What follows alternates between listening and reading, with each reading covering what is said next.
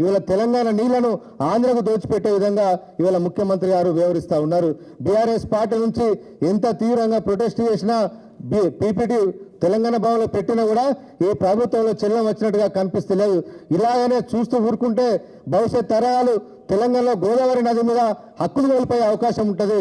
దాదాపు 200 టీఎంసీల నీళ్లు తెలంగాణ ప్రాంతం పూర్తిగా నష్టపోయే అవకాశం ఉంది. కాబట్టి దాన్ని అడ్డుకట్ట వేయడానికి విద్యార్థులందరూ ఏకం కావాల్సిన అవసరం ఎంతైనా ఉందని చెప్పి భావించి ఇవాళ బీఆర్ఎస్ నడుం కట్టుకొని ఇవాళ తిరుగుతూ ఉన్నారు. ప్రతి విద్యార్థిని కలుస్తూ ఉన్నారు. ప్రతి యాజమాన్యం కళాశాల యాజమాన్యం కూడా కలుస్తూ ఉన్నారు. ప్రభుత్వ ప్రైవేట్ స్కూళ్ళల్లో విశ్వవిద్యాలయాల్లో దాదాపు 50 టీంలుగా ఇవాళ తిరుగుతూ విస్తృతంగా ఇవాళ ప్రచారం చేస్తూ ఉన్నారు. ఖచ్చితంగా ఈ ప్రభుత్వం దిగి వచ్చే వరకు ఢిల్లీకి వెళ్ళి హైపవర్ కమిటీ కోసం ఇవాళ రేవంత్ రెడ్డి గారు ఏ విధంగా సంతకం పెట్టొచ్చారో దాని విషయంలో తెలంగాణ ప్రజలకు క్షమాపణ చెప్పే వరకు కూడా బీఆర్ఎస్ పోరాటం కొనసాగుతుంది. గోదావరి నది మీద తెలంగాణ హక్కులు కాపాడడానికి విద్యార్థి భాగం ముందుండి కొట్టాడదని చెప్పి ఈ సందర్భంగా ఇవాళ కాంగ్రెస్ ప్రభుత్వాన్ని హెచ్చరిస్తా ఉన్నాం.